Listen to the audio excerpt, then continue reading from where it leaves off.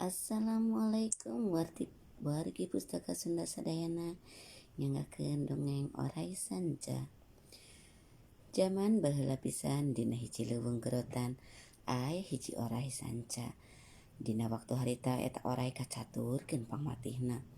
Namun aya lembur kaliwatan ku manehna jelema-jelemana tangtu garering. Dina leuweung eta keneh aya hiji deui. Aya deui hiji oray anu teu boga peurah nyaeta oray laki. Manehna hayangeun pisan boga peurah oray sanca, tapi susah kumaha piakaleunana supaya meunang. Kusabab eta tuluy minta tulung ka Gagak Putih. Nya rek saakal-akal bae malar mandar aya bagja sampean ceuk Gagak teh. Ayeuna kula rek indit dagoan ku sampean di handapeun kai ieu. Tuluy Gagak teh hiber watara sajongjongan gok patepung jeung oray sanca teh. Gagak ngomong, kaula ngadenge bejayan sampean mati kacida. Datang kabisa mehan 1000 jelema. Ih atuh puguh cek oray teh. Malah leuwih ti kitu, geurah teh coba bae. Oray teh tuluy ngiduh lempengan hiji lembur nu rada deukeut ka dinya.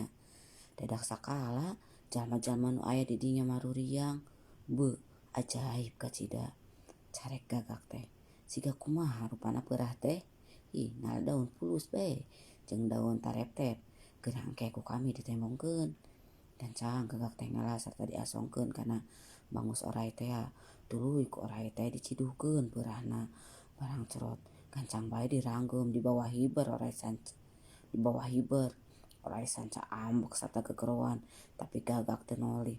Tuluy bae mangprung oray nyusul turun gunung unggah gunung nyorang lebak jeung bungbulak ngudag sakuat-kuatna. Kabeneran Gagak teh datang ka hiji imah di buruanana aya lalaki keur nyelep ku nila. Gagak bodas teh kecebur bae teuleum kana jero pijanaan.